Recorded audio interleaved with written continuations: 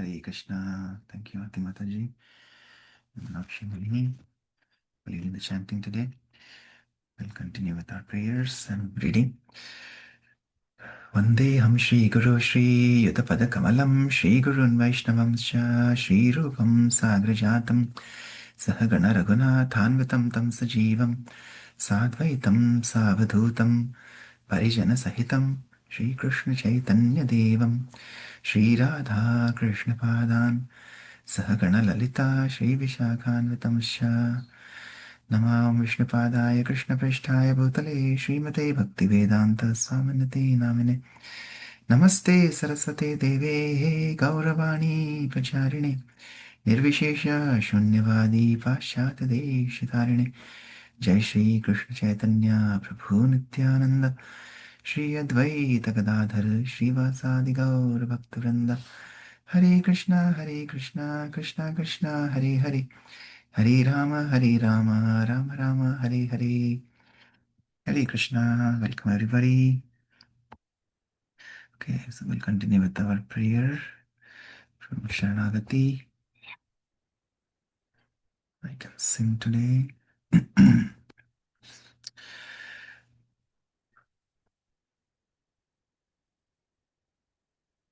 Shri Krishna Chaitanya Prabhu Jivido Yakuri Swaparshada Swiyadham Saha Avatari Atyanta Durlabha Prema Korivaridana Shikaya Sharanagati Bhakatira Prana Dainya Atma Nivedana Guptritve Varana Avashya Rakshibe Krishna Vishwasapalana Bhakti Anukula Matra Karyera Svikara Bhakti Pratikula Bhava Varjanangikara Shadanga Sharanagati Hoibe Jahara Tahara Pratana Shune Srinanda Kumara Rupa Sanatana Pade Tante Trina Kori Bhakati Vinoda Pode Duhu Pada Dhori Kandiya Kandiya Bole Amito Adhama Shikhaye Sharanagati Koro He Uttama Shri Krishna Chaitanya Prabhu Jivito Yakuri Swaparshada Sviya Dhamma Saha Avatari Hare Krishna Krishna Krishna Hare Hare Hare Rama Rama Rama Hare Hare Shri Sharanagati ki jai, Srila Bhaktivinoda Thakur ki jai, Jagat Guru Srila Prabhupada ki jai. Anyone would like to read the translation? I can read, Prabhuji. Yes, Ati Mataji. Out of compassion for the fallen souls, Sri Krishna Chaitanya came to this world with his personal associates and divine abode to teach Sharanagati, the goal of surrender. Surrender to the Almighty Godhead and to freely distribute ecstatic love of God, which is ordinarily very difficult to obtain. This Sharanagati is the very life of the true devotee. The ways of Sharanagati are humility, dedication of the self, acceptance of the Lord as one's only maintainer, faith that Krishna will surely protect, execution of only those acts favorable to pure devotion, and renunciation of conduct adverse to pure devotion. The youthful son of Nanda Maharaj, Sri Krishna, hears the prayers of anyone who take refuge in him by this sixfold practice. Bhakti Vinod places a straw between his teeth, prostrates himself before the two Goswamis, Sri Rupa and Sri Sanatana, and claps their lotus feet with his hands. I'm certainly the lowest of men, he tells them weeping, but please make me the best of men by teaching me the ways of Sharanagati. Hare Krishna. Thank you, Ati Mataji. Hare Krishna. Yes, so the mood of humility, as Bhaktivinoda Thakur is showing here, he's placing himself, he's bowing down, prostrating before the Goswamis and clasping their lotus feet with his hands and tells, I'm certainly the lowest of men. Right? So that is the mood of humility. That is the first thing in Sharanagati. And yeah, as Chaitanya Mahaprabhu came to give this gift to the whole world with his personal associates, Shri Krishna Chaitanya Prabhu Jive Doya Kari Swaparshad Sviya Dhama Saha Avatari. So he came, he descended with his personal associates and the divine abode to teach Sharanagati. So similarly, the Shakti avatars, the empowered acharyas who come into this world, they're empowered by the Lord, by Sri Chaitanya Mahaprabhu to carry on this mission. So, Srila Bhaktivinoda Thakur, Sri Bhakti Siddhanta Saraswati, all our acharyas in our Guru Parampara, coming down all the way to Srila Prabhupada and his team of disciples. They are also in a similar mood like Chaitanya Mahaprabhu. They come with their whole entourage. So Prabhupada has come with his disciples so you may think that they are born in America, Europe, France, here, there, but actually many of them, are eternal associates of Srila Prabhupada. So because we see what they accomplished, after Prabhupada left is also very, very difficult to even comprehend, how much they have taken the movement forward. So many more temples, thousands of temples have been opened, millions of devotees have joined the movement under their inspired leadership. So yeah, these are all empowered devotees of the Lord, Vaishnavas, who come down just like the Lord Himself comes, right? So and He empowers them to teach this process of Sharanagati, the goal of surrender. So let's continue with chapter 58. We are reading about Boston pastimes of Srila Prabhupada. We saw yesterday how he's going from university to university to preach, and sometimes there are not many students or many attendees, and sometimes the hall is fully packed. Right? Sometimes people are very favorable to hear, and sometimes people are very antagonistic. Right? But despite all the ups and downs, all the turmoils, Prabhupada remains steady. Right? For him, he is fully surrendered to the Lord. Right? So a pure devotee of the Lord always remembers the Lord, and he is only there to give the Lord, to everybody. So, like he said at one of the lectures, thank you very much for giving me this opportunity to glorify the Supreme Personality of God. That's how he started his lecture. So pure devotees of the Lord are always 24/7 absorbed in the Nama Rupa Guna Leela of the Lord. And that's what Prabhupada has come here to give to all the people in Boston. And Prabhupada's disciples also, we see, their realizations, like we saw from this Mataji yesterday. She was saying that, sometimes she would just simply peek into his room and think, who is he? Nobody knows who he really is, or where he came from, or how great he really is.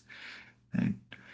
So they were just viewing very, very limited pastimes, limited minute glimpse of him, and that actually much, much more was going on that she could realize. So let's continue here. Okay, a devotee might go in to ask Swamiji what he wanted for lunch, or to check on his travel schedule, or to get advice on some business item. But the talk would almost invariably turn to Krishna conscious philosophy once matters at hand had been dealt with.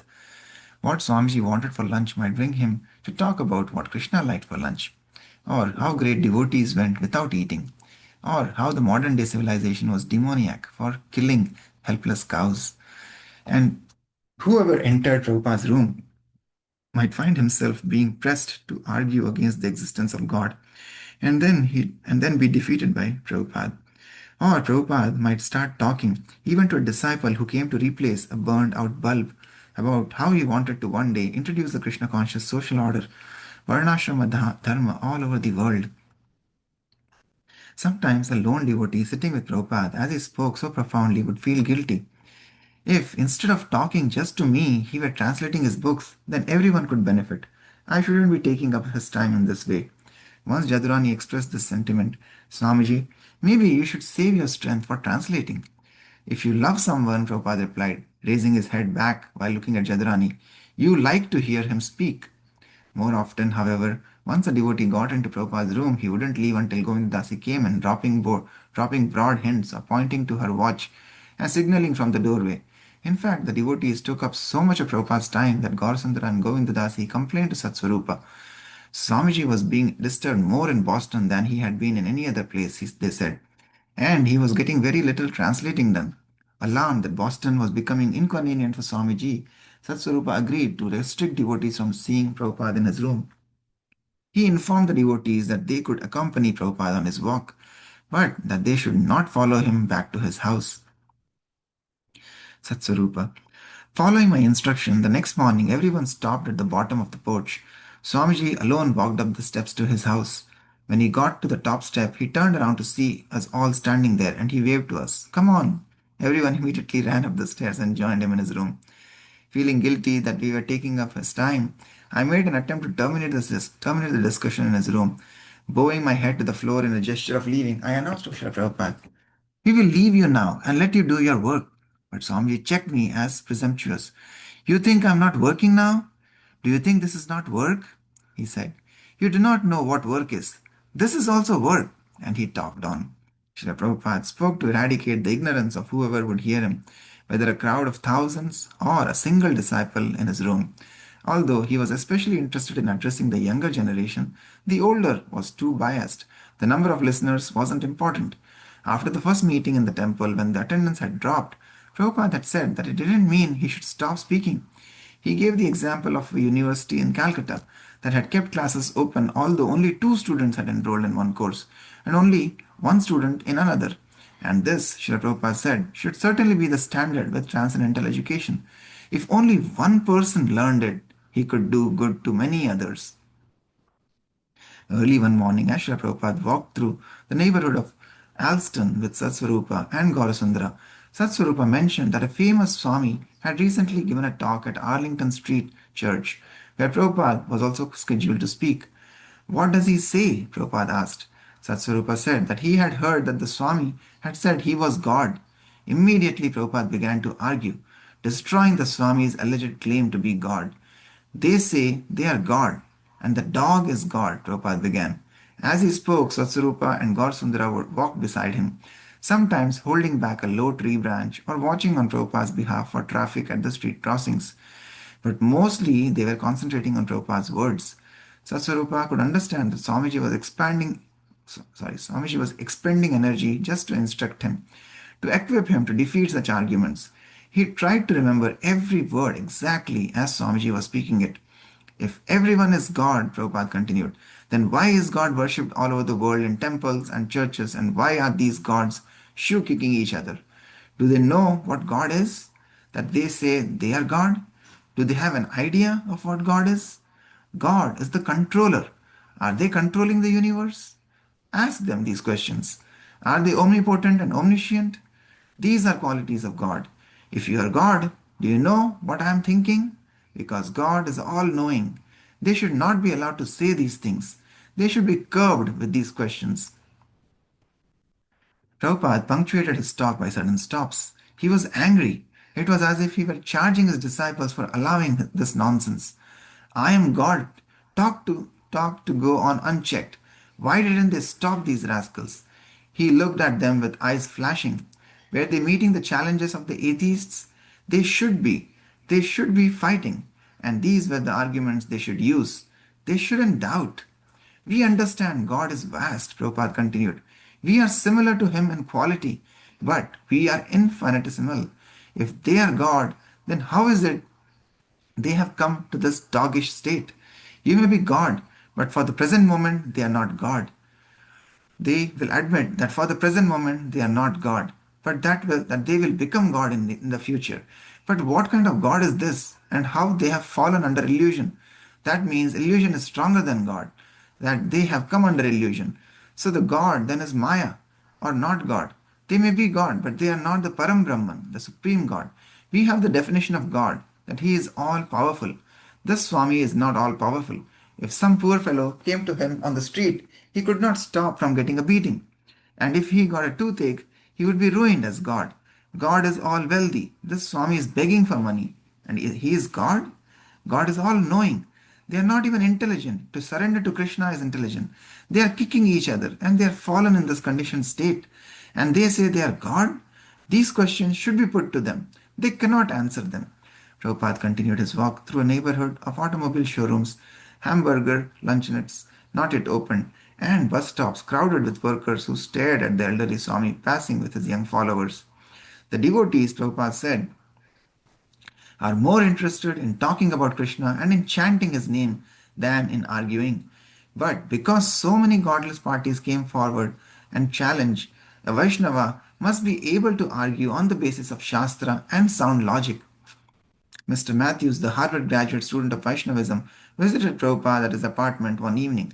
Prabhupada explained that if one is inquisitive, not about temporary things, but about the absolute, then he must go to a guru. Mr. Matthews asked whether sannyasa was necessary. According to Bhagavad Gita, Prabhupada replied, a sannyasi is one who has given everything to the service of Krishna. The dress and social standing are not important. While Mr. Matthews posed intricate questions about the contemporary situation of spiritual masters in India, Srila Prabhupada explained that a true spiritual master must be in disciplic succession and must strictly follow the regulative principles of Vaishnava behavior. The current family custom in India of having a family guru was foolishness. The guru was not a family commodity or a pet. Mr. Matthews was trying to make the point that Prabhupada was not the only spiritual master and that there were many pure devotees in places like Vrindavan who did not necessarily go out for preaching, but who preached to whoever came to them. Lord Chaitanya, said Srila Prabhupada, ordered to go out and preach Krishna consciousness, not that I stay in Vrindavan, and if anyone comes to me, I will teach. We must go out and go to them.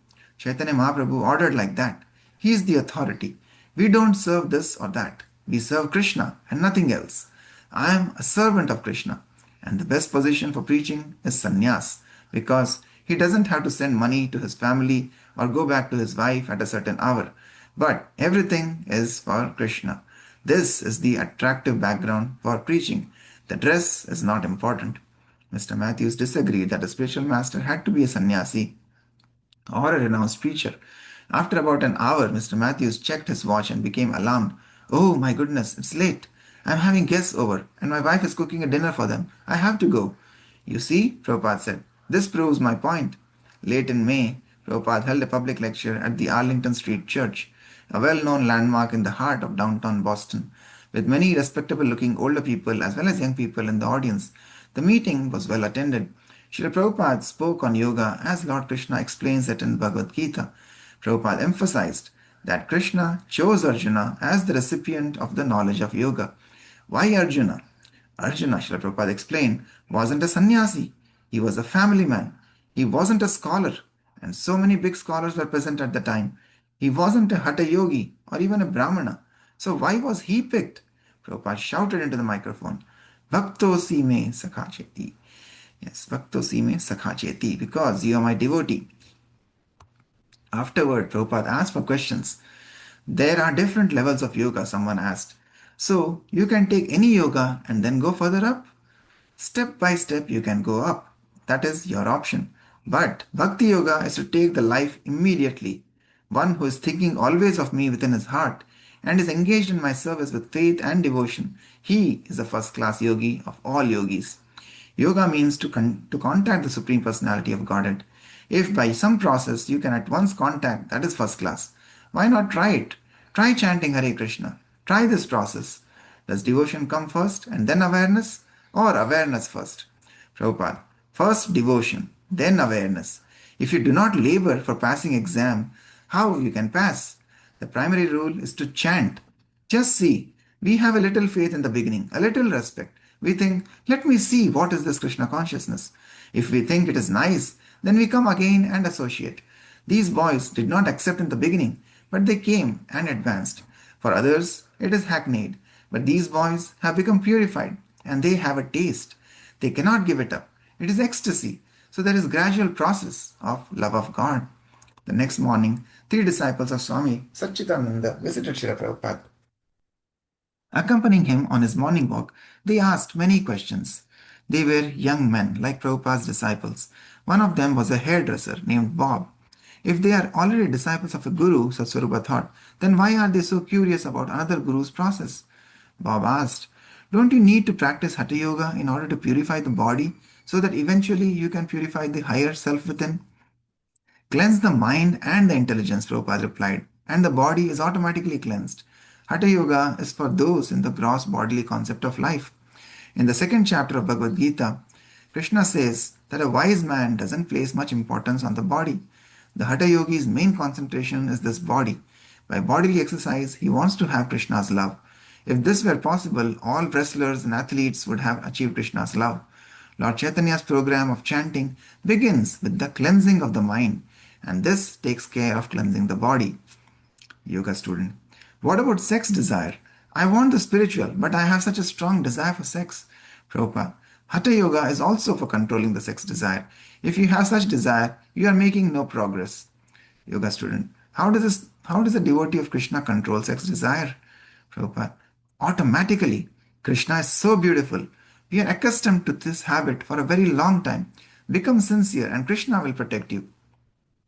Yoga students. Sometimes I have a sex urge. Prabhupada. What?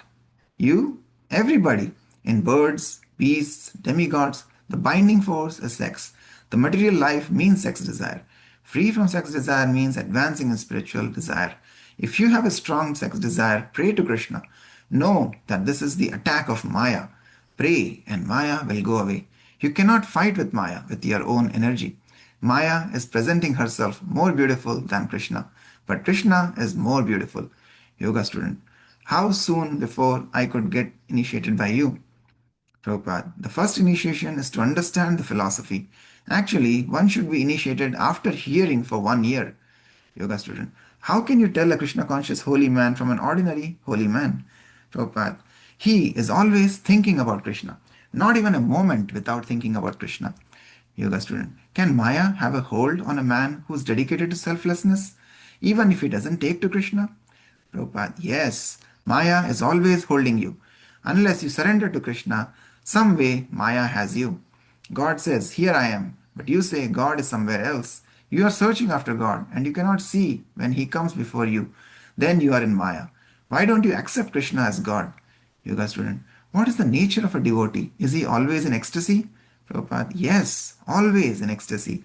He is always feeling separation. I could not serve Krishna. This is nice. Yoga student, does it actually say anywhere in the scriptures that you have to come back to the material world if you don't worship Krishna? Does it actually say it? Prabhupada, yes, yes. Aruya Krishrena Param Padam Tata Patan Tado Nadrita Yusmad Angrahaya. By neglecting your lotus feet, he has to come down again. Feet means he is a person. These yoga students were attracted to Prabhupada's teachings. They began to act like his followers, attending his kirtans and lectures, offering obeisances to him. One day after a morning walk, Prabhupada, accompanied by some of his disciples and the yoga students, returned to his room. When Prabhupada noticed that his secretary, Gaurasundara, was absent, he called for him. Gaurasundara came to the door, and Prabhupada asked why he was not attending the talk. He was busy working in another room. Gaurasundara explained. Do you think that these talks I give are just for new men? Prabhupada asked angrily. You don't have to hear? Do you think that you are so advanced? This is not good. This is not good. You should always hear when your spiritual master speaks. After several days, the Hatha Yoga students stopped coming. They appeared so devoted, Prabhupada remarked casually, that one boy was even helping me with my shoes. Prabhupada continued attending the storefront 3 nights a week. Wearing his Swami cap with its hanging straps, he looked like a rugged aviator. Entering the room, he would look around to see who was there, walk forward to the altar, offer his obeisances to the picture of Krishna, and ascend to the raised platform to speak. One night, while Prabhupada was down on his hands and knees before the altar, just about to rise up after offering obeisances, he began to carefully scrutinize a picture one of the devotees had recently placed on the altar. The picture showed a young woman handing baby Krishna to his father Vasudev. Both Vasudev and the young woman were standing in a river. The devotees didn't know the meaning of the picture or who the woman was, so one of them asked Prabhupada about it. While Prabhupada and a half dozen devotees remained on the floor on their hands and knees, Prabhupada told them the story. Krishna's father Vasudev had been carrying him across the Yamuna when Krishna had fallen in. In great anxiety, Vasudeva had searched within the water for his son. The Yamuna river personified the young woman in the picture had then risen out of the water and handed Krishna to Vasudeva, saying, I just wanted to play with him for a while. One night after his lecture, while Prabhupada sat conversing with his disciples, Govindadasi handed him an advertisement Raya Ram had designed for Back to Godhead magazine. The ad featured several pictures of Prabhupada and the headline, This man has changed the history of the world. The devotees were proud of the ad, which was supposed to be in accordance with the latest graphic and advertising trends. Prabhupada, however, held the ad in his hand silently. Finally, someone asked him what he thought of it, and Prabhupada replied, This is not good. It is not considered respectful to call the spiritual master by the term man. This shows the state of consciousness of the disciple, he explained. Frowning, he handed back the ad. Okay, let's pause here. Yeah. So many practical lessons from Prabhupada about being fixed in and thinking about Krishna all the time, right? And not thinking that we have become advanced, just because we have heard so many kathas, or we have chanted so many rounds, or we have served for so many years, that we think that we have become advanced. So Prabhupada is telling that whenever your spiritual master speaks, we should make sure that we are listening. And again, the acharyas speak not just physically through their vapu, but also through their vani, through their books, through their lectures that have been recorded. Right? So we should always listen to Prabhupada's lectures, to our Guru Varga's lectures, even though they may not be physically before us. So when we get the opportunity to hear Krishna Katha at the center every Saturday when we have programs, we should come listen to Hari Katha. All of these simple things that we do purifies, because everything starts with Shravanam, right? Otherwise, Prahlad Maharaj would have said in his famous verse when he starts with Shravanam, Kirtanam, Vishnu Smaranam, Padasevanam, Archanam, Vandanam, Dasyam, Sakyam, Atmanivedanam, the 9 processes of devotional service. Why does he start with Shravanam? He could have said, Atmanivedanam, Padasevanam, Archanam, but no, he starts with Shravanam. So that is the most important. Just like when we are reading the prayer of Sharanagati, it starts with humility. Why does it start with humility? Because when we are humble, then and then only we are able to chant the holy names of the Lord offenselessly, with purity. And like Chaitanya Mahaprabhu says, Amani Namanadena Kirtaniya Sadahari. So when we have that quality of humility, where we are not desiring for respect or for fame for ourselves, but we are always desiring to give respect to others, looking to see good in others, then we develop the quality of humility. And only when we have the quality of humility, then he says Kirtaniya Sadahari. Because after all, everything starts with Kirtan, Shravanam and Kirtanam. So we will be able to do Shravanam and Kirtanam when we develop the mood of humility. So like that, here also Prabhupada is teaching again that whenever the spiritual master speaks, we should listen attentively, and we should try to meditate on them, reflect, and try to apply those instructions in our lives. Like Satswarupa Maharaj was showing here when Prabhupada was teaching him about, questioning these atheists, so-called people who are calling themselves as God, and such wonderful arguments Prabhupada was posing. Can they prove? Can they know what is going on in my mind? Right? Are they omniscient? Are they omnipotent? So, and he was thinking that how he should learn that and make sure that he is using those arguments in the future. So like that, we should try to apply these learnings. And like Prabhupada, it doesn't matter. Even he had so many centers around the world and so many disciples, but he's teaching a point again there that it doesn't matter in transcendental education. Even if there is one student, one sincere student, he or she can transform the lives of so many others. So for him, it didn't matter if there was just one person in the room coming to talk to him or listen to him, or there were thousands of people in a hall or an auditorium. So again, which shows again that is humility. We see, right? It's not about how big a person I am that I can only talk in front of thousands of people. No, even if one sincere person is coming to hear, to listen, to talk to him, he's willing to give his time, and he's saying that is also work. It is not just that translating the books or giving lectures in auditoriums or building big temples. That's service. Even sharing Krishna conscious philosophy with one sincere student is also work for Krishna, working in Krishna consciousness. So there are so many practical things. Yeah, we learn from Srila Prabhupada's personal example, his endeavors, how he led his life, with perfection. So, and again, all of this, by doing all this, he was teaching his disciples, and we see how they sincerely imbibed those teachings, and that is why they have become what they are today. And so we should also follow in their footsteps. And we follow in the footsteps. Anusarana, they say, not Anukarana. Anukarana is imitating that, oh, Prabhupada achieved this, I can achieve more, or I can also do what Prabhupada did. No, we don't have to do what Prabhupada did in terms of, the volume of work that he did. Just like he says, Krishna is, and we have similar qualities as Krishna. In quality we are same, but in quantity we are not. So similarly, we cannot say that we can imitate Srila Prabhupada and quantity become like Prabhupada. No, in quality we have to try to become like him in terms of his teachings and his instructions, what he shared. So that should be the mood. That should be the mood of humility, and with that mood we will be able to progress further. Hare Krishna. Okay. Anybody else would like to share anything?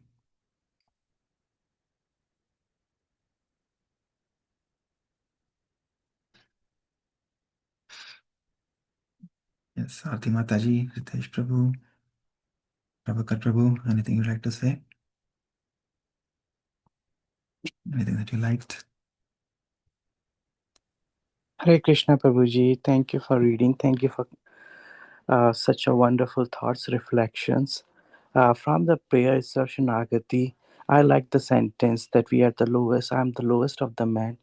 Please, with the Shanagati, make me the greatest of the man for the devotion and all that. That's very heart touching.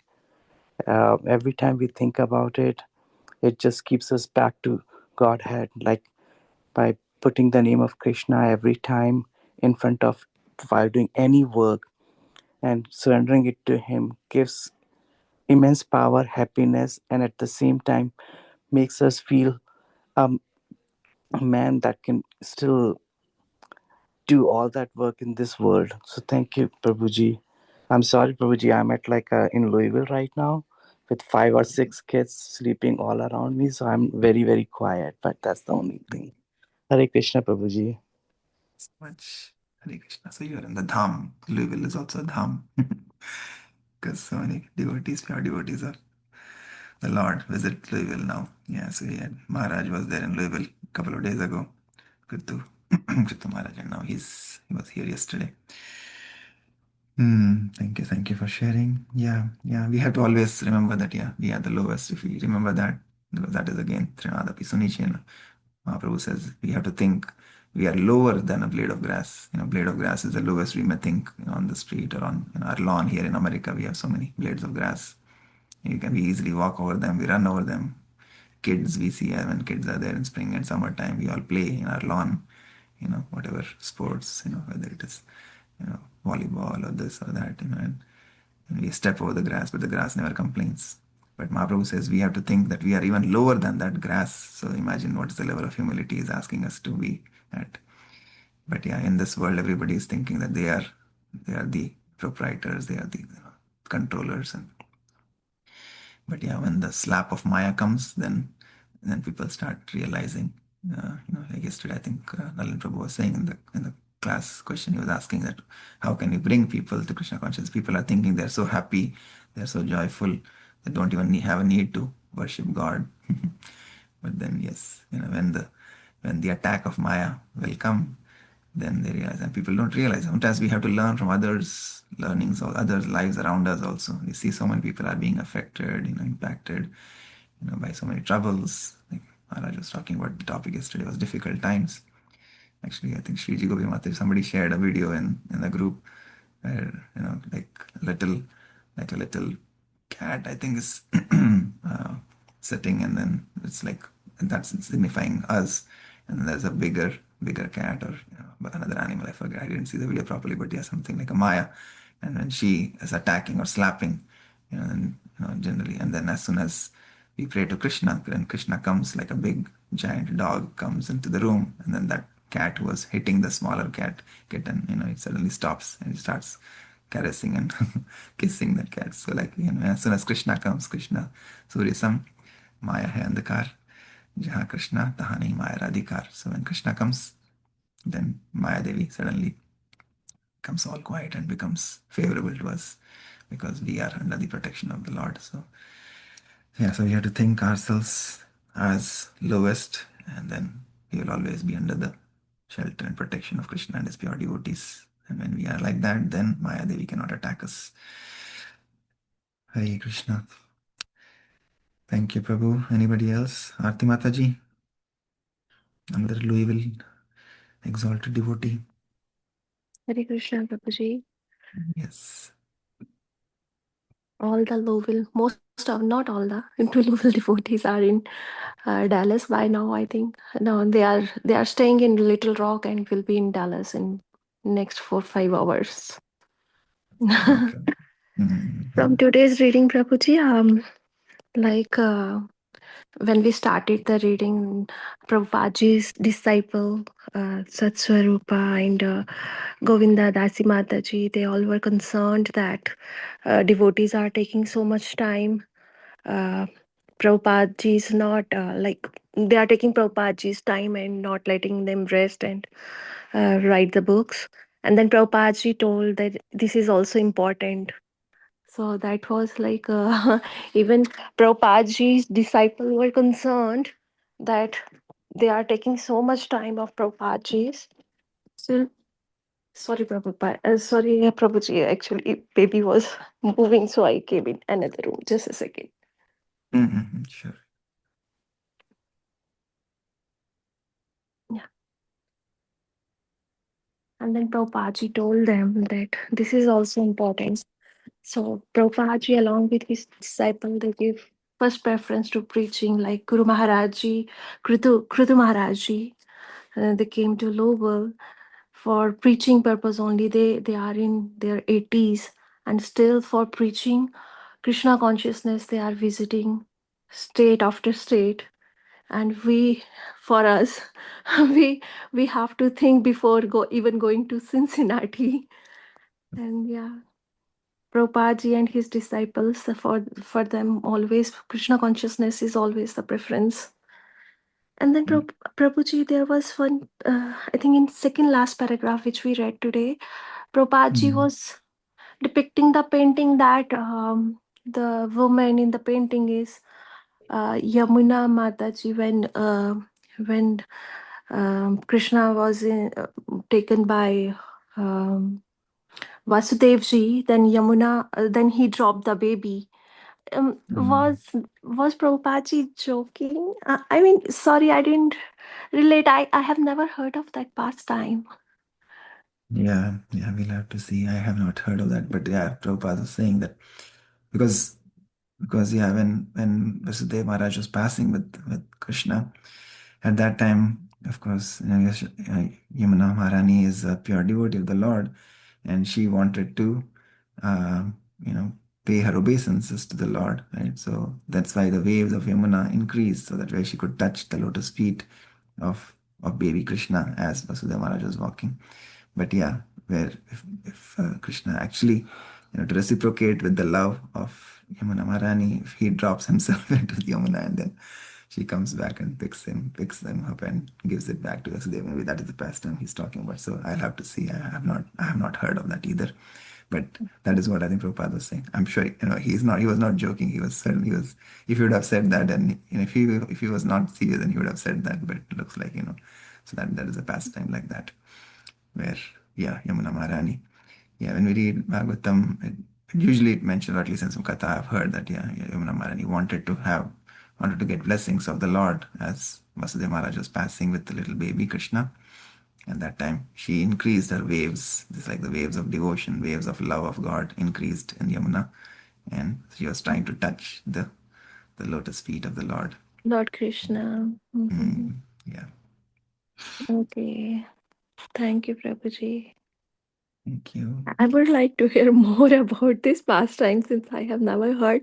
I'll check maybe Yes, on please ISKCON do. Krishna, ISKCON Desire Tree, maybe on that side. They will have given some information. Thank you, Prabhuji. Thank you so much. Thank you. Hare Krishna. Hare Krishna. Okay, so let's pause here for today. Thank you all for your association. Vanchakalpatarubhyascha kripasindhubhyeva च पतितानां पावनेभ्यो वैष्णवेभ्यो नमो नमः. अनंतकोटि वैष्णवृंद की जय. जगतगुरु श्री प्रभुपाद की जय. प्रभुपाद लीलामृत की जय. निताई गौर प्रेमानंदे. हरि हरि बोल. Hare Krishna. Hare Krishna.